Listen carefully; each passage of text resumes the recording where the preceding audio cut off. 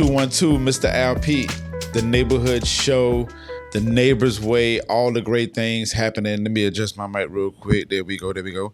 Yes, the neighborhood show, your favorite neighbor, Mr. Al Pete on WJCT News 89.9, part of JME Saturday nights. And we have a special guest in the building, JSWISS. How you doing, my good sir? Yeah, man, I'm doing amazing. I'm excited. New single out, new album coming. So it's a great time of the year in my life right now. Yeah. Good, man. Well, listen. So I'll explain how I discovered you. Okay. Cool.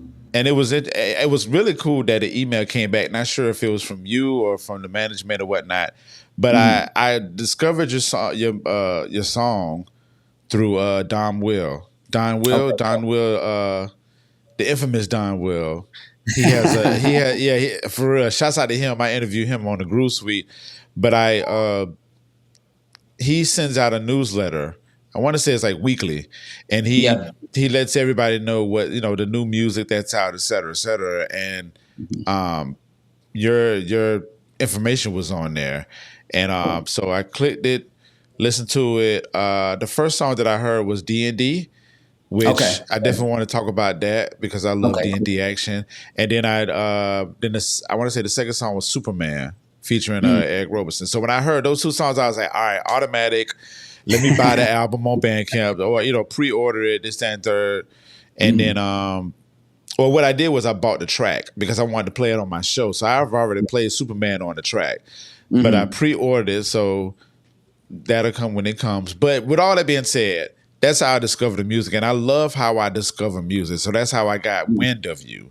Awesome. But I just want to first say, as a fan, that you have some great music. I listened to the album, and the way that it flows is like perfect. So want to get into it. So one of my first questions, and again, this is me getting my first introduction of you through this album.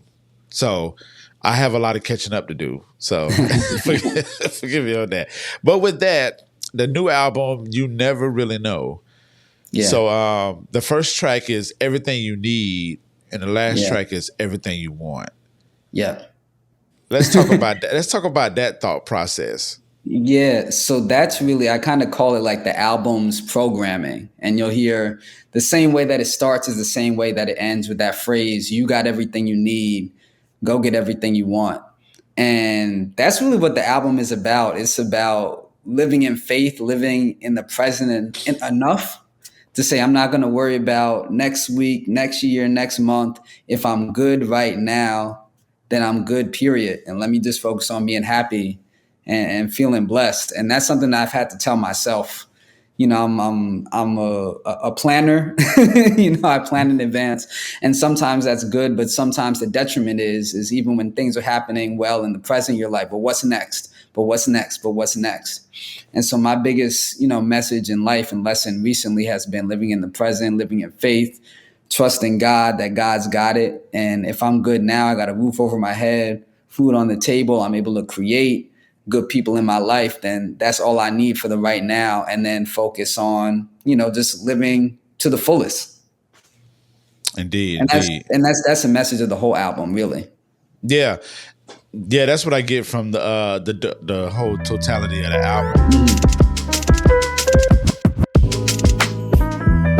You mentioned faith. So that's one of the few things that I got from the album overall. Yeah. Definitely number one was like faith-based. Like it's definitely a lot of faith that you speak in the music. And you can just tell that you walk through the faith. The other words that I pulled from this was sacrifice, having peace. So those are the three words that I pulled up that I pulled out of the album when I listened to it. Amazing. So let's speak on that, on the faith/spirituality process. You have a lot of faith. Just speak on that a lot more. I mean, if you want to go in more detail, I know you answered it a little bit on the first question. Yeah. The faith is something that I had to work on. I definitely had to work on. Yeah. And I feel like I'm still trying to get better with it. Even in the process of this album rolling out, catch myself having amazing things happening with it. Doing the interview with Don Will on OK Player, sitting down with Ralph McDaniels from Video Music Box to talk about the album. And then, right out the gate, great things are happening. And I'm kind of like, what's next? What's next? What's next? And we're like a month away, at the time from the album coming out. And so it's a constant thing to tell myself. And I think it's getting better because it's something I am focused on it. But you mentioned sacrifice. Sacrifice has always been very easy for me. So for me, it's always been sacrifice. Think about the future. Put in the work for the future. What's going to happen? Okay, you took these strides. What's the next stride? What's the next growth? And so that's been the easy programming for me. And the programming for me now is slow down a second, live in that moment, kind of trust that even if you have less control, the things that can happen out of your own hands, in God's hands are even greater than what you could imagine and you could make happen. And so be cool with that and just chill out for a moment. So it might seem like I got this faith thing down pat, but it's really that I'm just getting better at it because it's a focus, because I haven't been the greatest with it, to be honest.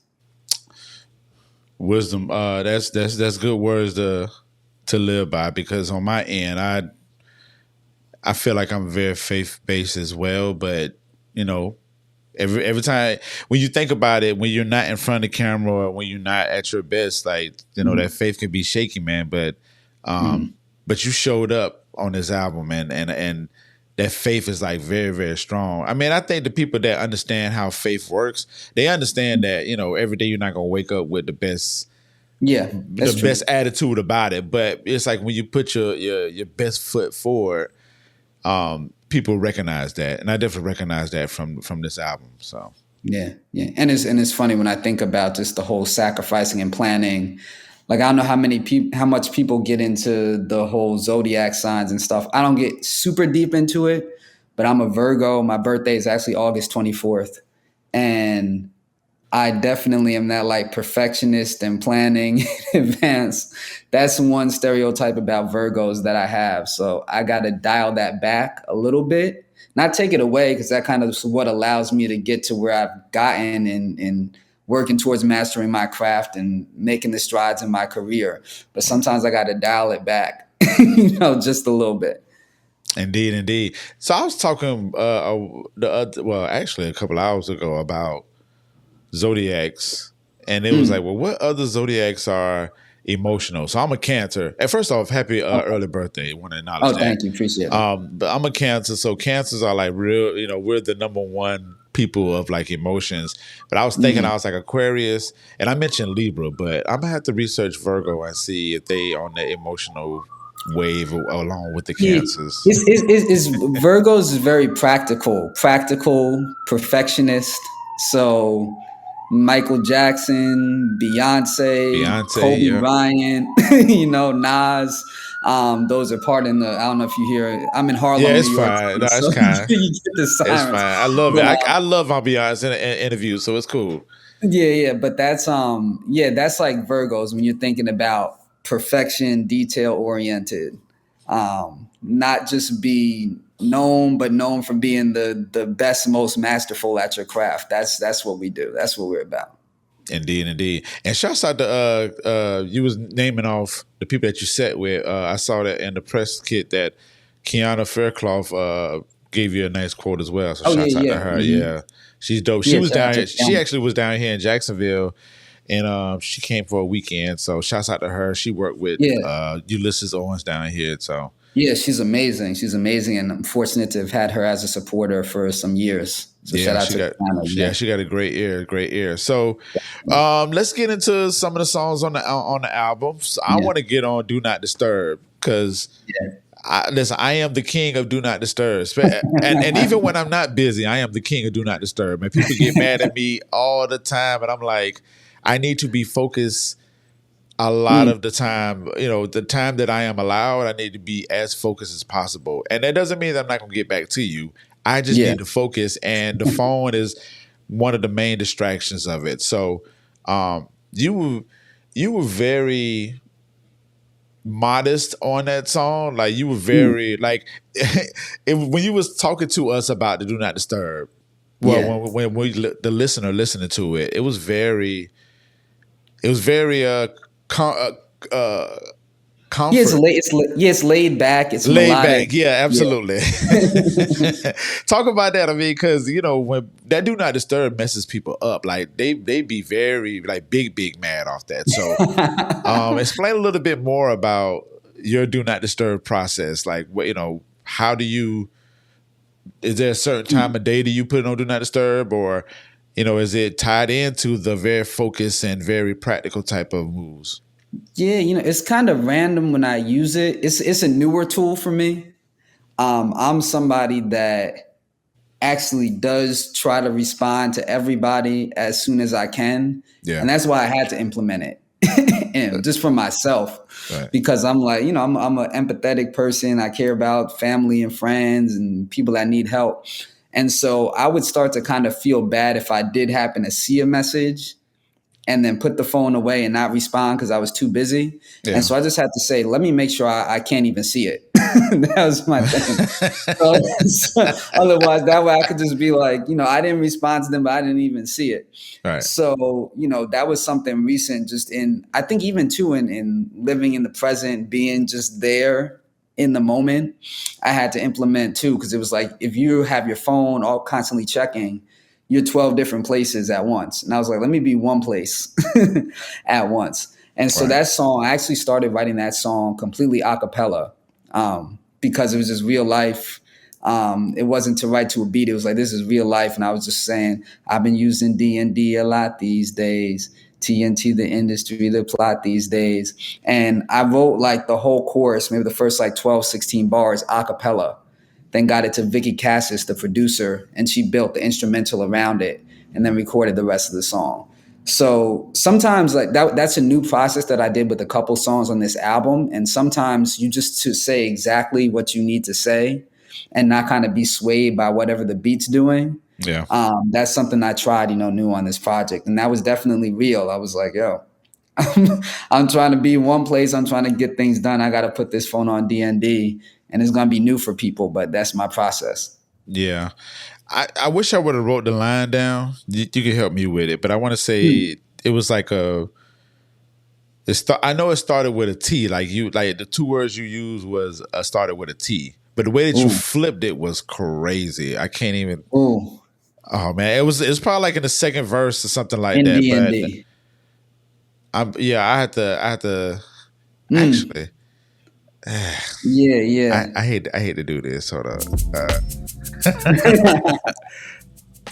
It was I'm gonna skip through it real quick. My bad, y'all. Shoulders getting heavy, know it's bigger than rap. I can't even hold up. Let me finish the track. Tunnel vision, ton of missing calls and voice. Yes. Tunnel vision, tons of missing. Oh man, yeah, tunnel man. vision, Yes, sir. Ton of missing poison. The way that first off, the rhyme scheme you had was crazy. Like that was really cool. It was dope to hear that the rhyme scheme and the pattern that you was using it. So it's cool to hear that you was doing it on a pattern. I mean, from an acapella stance. And the chorus part. Like that's crazy. Like it's almost like now I can hear like a metronome in your head or like somebody snapping their fingers to it. And it's crazy. So the wordplay on that was crazy. But that particular line that we just played, I do like that one. Yeah. Yeah, that was crazy. Voicemails, yeah. That was crazy. Shout out to you for catching the moments. Yeah. Yeah, man. I mean, I'm an MC as well. I mean, even if I wasn't an MC, I still would be able to catch these things. But I just love to hear other MCs, the way that they wordplay and they rhyme schemes and stuff like that, man. How it relates to the topic as well. So the whole do not disturb thing is just, I relate to it a lot, man, because usually when I'm on D&D, it's more like if somebody disturbs me, I'm like lashing out. So maybe I can send people to that song. There you go. Boom. Yeah. Boom. All right, let's get more into it. So two notable features. Well, first off, we'll talk about the features and the producers. Yeah. All right. I'm very familiar with Eric Roberson. Yeah. Very familiar with Carmen Rogers. Yeah. Shouts out to the Foreign Exchange family. Sure. Eric Roberson is in there as well. Shouts out to cartoons. I am very familiar with cartoons. I am just getting up on Oh, where is it at? Where is it at? Where is it at? Is it Sly Fifth Ave? Fly Fifth Ave, yeah. And we have a whole project together. Oh my Me and God, I'm Sly going to go Fifth listen Ave, to it. So I stumbled over him a couple months ago, and I added yeah. him to the show. Like, so Awesome. even with this show, I'm getting back to my roots of like discovering music, like really digging for music. So I stay Yeah. a lot on Bandcamp. So a lot of these names I'm mentioning, they're like my Bandcamp favorites. But like Sly Fifth Ave has some great music. So when I saw his Yeah, name on, orchestra and beats and everything. Yeah. yeah. So I mean, just talk about that process. I mean, you have other features as well, Yeah. but you know, it's always Yeah. a whole nother story when you're featuring with somebody versus when you're doing stuff by yourself. So how was that experience? Yeah, and it's so organic how I came, to know and work with all these people. Like all the people that are on this album are people that I've had just conversations with as human beings, as people. It's cool. You mentioned cartoons, and he's had a huge ascent, in the last couple years, having his own tiny desk and everything. But how we first met, ironically, we were both playing at the Blue Note Jazz Club here in New York City with Marcus Machado, who's a guitarist and producer who also produced a song on this album. He plays in the Project 13 with Pharoah Monch and Daru Jones. But Cartoons and I were both playing with Marcus Machado late night at Blue Note after it was the first Robtober where Robert Glasper was doing shows at Blue Note. And Marcus Machado had a couple shows late night after that. And at this point, Cartoons and I had not really performed at Blue Note, so they didn't really know who we were. And we got to Blue Note, well, really on time, but Robert Glasper was going late. And so they were like, yeah, you gotta stand outside because it's packed in there and we don't know who you are, type of thing. And we both got to hear each other's music then. That would have been 2018 probably. And I don't know exactly how we felt about my music, but I know I heard Cartoons music separately. And I was like, oh, this dude, like he has something special. It's going to be a matter of time. Just kind of how I felt, myself, it's going to be a matter of time. Right. And so we've been, cool ever since. And then we did a show. He was playing with Nate Smith, drummer, and Kiefer, keyboard player, producer at Blue Note. And I guested with the three of them earlier this year. Right. And then, started talking to Cartoons again. I was like, I'm working on this album. We need to get something together. And then ironically, he had sent me the instrumental to the song For Your Consideration that's on the album the same day that I ran into Carmen Rogers, who I hadn't seen. Oh, man. Divine. Yeah. And so I was talking to her and she, she's like, what are you working on? I was like, working on this album. And she's like, well, we should do something if it works out.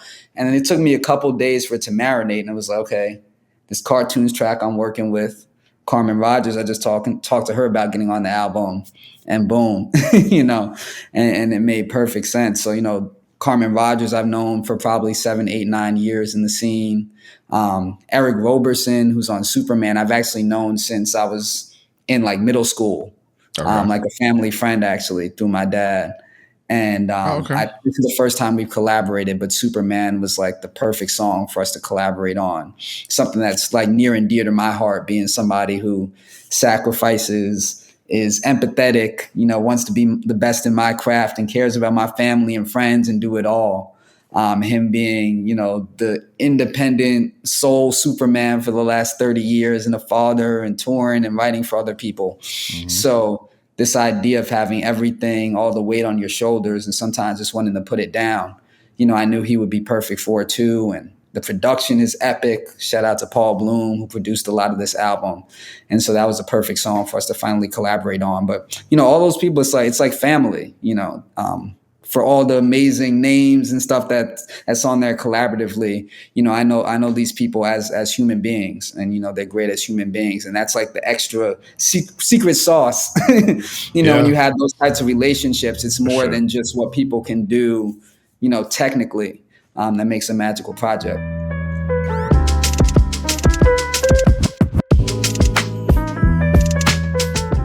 All right, we are Bike, Duval County Bike. JSWISS, that's how we in the South, man. So Jacksonville, Florida, that's how we say bike. So that's it's my BYKE, right? Absolutely. So on all my podcasts, all the stuff like that, I say we are Bike. and I say BYKE for Duval County, which is the county of Jacksonville, Florida, and I say back for the world. So people, so it's a little identification to let people know that, you know, I'm from the South, I'm from Jacksonville. Yeah. So nevertheless, we are back. JSWISS, we had a great conversation before, but we just finished listening to Make Space featuring Demi Grace. Very, very light, beautiful song. Like it's just, it's like the hip hop ballads. You know, I like hip hop ballads because that's my form of love. That's I could pull an R&B song out, but when it comes to hip hop love, I'm like, here you go. Like, check this out. Like, so this is a great song. So talk to us about it in regards to what it meant to you, what it's about, et cetera, et cetera.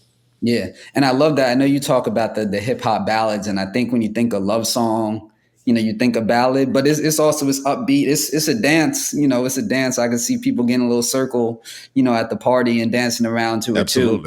And so what I love about it is I think it gets to the core of what humans love and feel. Like humans want to be loved.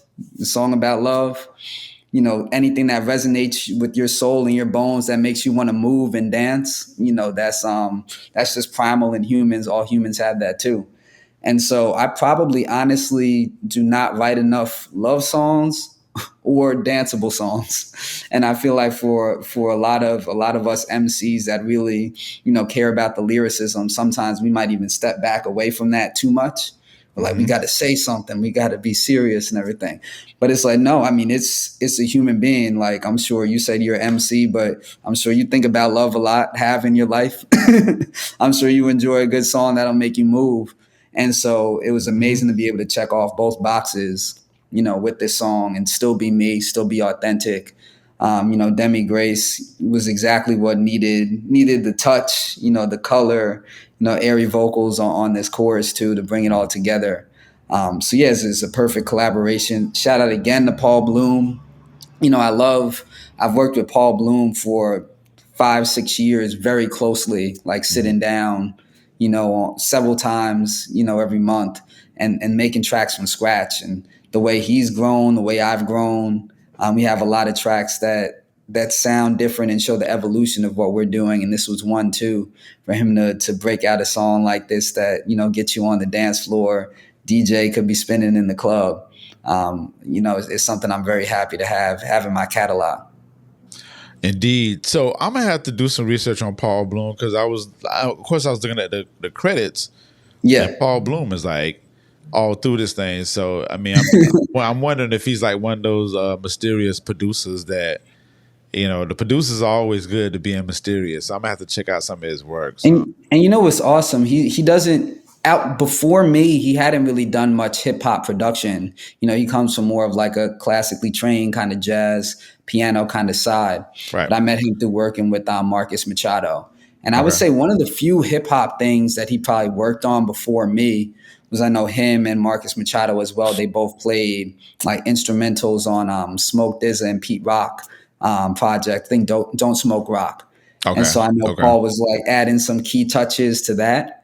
But outside of that, he's not a hip hop producer. So, you know, it's really great how him and I have evolved and me bringing him along, you know, into this world of the hip hop and kind of hip hop soul and him bringing in the jazz and everything together. Yeah. So it's really cool. Again, like I said, that relationship and being able to build with somebody is more than me just getting somebody who has a whole lot of notable hip hop credits before, right, versus being able to build a sound from the ground up with somebody. Like I said, I've been sitting down since 2018. I don't know how many dozens and dozens and dozens of times we've sat down and made records from scratch. From a few things on my last solo album, Every Word is $1 in 2019, to the 3+ years of working on You Never Really Know. And with that, being able to really develop a sound, a foundation to build all of the other music on this album, so it really sounds like a project. And I was able to do that, you know, because of working with Paul and the trust that we have with each other in the process. Right. Yeah, man. Listen, from an MC standpoint, I'm a big fan of having that one producer that you can kind of rock with, being able to rock on anything basically Yeah. because because that's just the lyricist in you. But having Mhm. that one person you can lock in with and be like, yeah, let's build something up from the ground up, tear it Yeah. down, that type of thing. I think that's very important when it comes to just musicianship. Just having that one person Yeah. you can kind of lock in with. Yeah, for sure. Absolutely. Indeed. All right. Two more questions. Not gonna hold you too much longer. Again, this Mhm. is the neighborhood. Mr. Al Pete, WJCT News 89.9, part of JME Saturday Nights, The Yeah. Neighbor's Way, all that great stuff. Do you have any plans for the album? Is it going to be a listening party, a tour? Like, what's the plans? Yeah, yeah. Videos? So the first plan is it's going to be dropping on Bandcamp specifically on September 13th. Hold on, real quick, sir, real quick. My people, buy Go it, buy it buy on it, Bandcamp. buy it, buy it, buy it, and buy it, and buy it, and buy it, and buy it, and buy it. Okay, I'm sorry. Go ahead. and Bandcamp is a great, for those who don't know, it's a great way direct for artists to connect directly with the listeners, with the fan Yeah, base. yeah, um, as you know, not only to be able to get the money directly, but also to be able to thank fans, to connect with fans, the same way I was able to connect with you through for Bandcamp sure. and really build Yeah. a community around what I'm doing. That's what I love the most about it, is you're able to build a community. So it'll Hmm. be available on Bandcamp September 13th, and then streaming will get it eventually, but that's going to be the first thing. I'm going to be having actually a in-person early album listening session on September 7th here in New York City, in Brooklyn. Through this museum, Makata Museum, they have a Ubuntu garden, they call it. So it's going to be a free outdoor listening session on Saturday, September 7th. And then, I'm planning to take it around the world, as much as possible, get some dates. I got to come down to Jacksonville and perform there, but I'm going to be in Germany shortly after the album drops, in St. Wendell. It's a small town, but they have a hip hop festival called the Block Party out there. I'll definitely be doing New York show likely in October. Get up and down the East Coast, so definitely look out for Jacksonville. We'll have to make that happen. Yeah, And I would love to bring it down here to Jacksonville. That'd be dope yeah, for sure. and there's definitely going to be at least 2 or 3 music videos before the end of the year coming for sure.